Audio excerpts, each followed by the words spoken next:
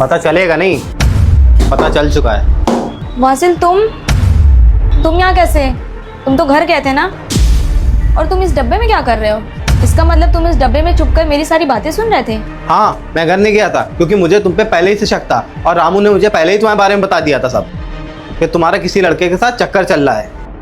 और अच्छा हुआ आज मैं घर नहीं गया, यहीं रुक गया। इसी बहाने मुझे पता चला कि मेरी बीवी मेरे पीठ पीछे क्या क्या करती है। मेरे जाने के बाद मेरी बीवी पराये मर्दों को यहाँ बुलाती है। देखो वासिल, तुम गलत समझ रहे हो। तुम जैसा सोच रहे हो ना, वैसा कुछ भी नहीं है। अच्छा, मैं गलत समझ रहा हूँ श्रुति?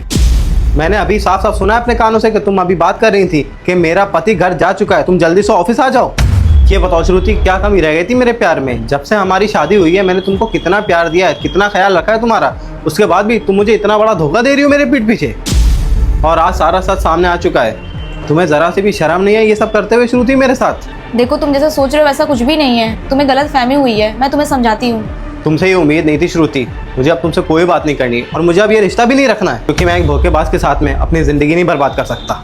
देखो यार, मैंने तुम्हें कोई धोखा वोखा नहीं दिया है। अच्छा, तो अब तुम ये चाहती हो कि मैं एक धोखेबाज लड़की के साथ रहूं? अच्छा, तो तुम ऐसे नहीं मानोगे। एक काम करो, तुम उसी से पूछ लो कि क्या सच है और क्या गलत है। सुनो, अब क्या तुम बाहर ही खड़े रहोगे क्या? अंदर भी आ जाओ। अरे रामू, तुम? हाँ साहब, मैं यहाँ से कोई लड़का नहीं आने वाला था, मैं ही आने वाला था। वो क्या है ना कि मालकिन की बात चल रही थी आप दोनों के भरोसे को लेके। कल सोसाइटी में रामू तू रुक, मैं बताती हूँ कि सच्चाई क्या है।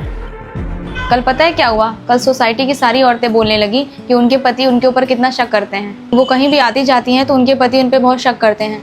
मैंने उनसे कहा कि मेरे पति इस मामले में बहुत सही हैं, वो मुझ पे एकदम शक नहीं करते हैं। तो रामू ने मुझसे कहा, नहीं मैडम, आपके भी पति आप पे शक करेंगे।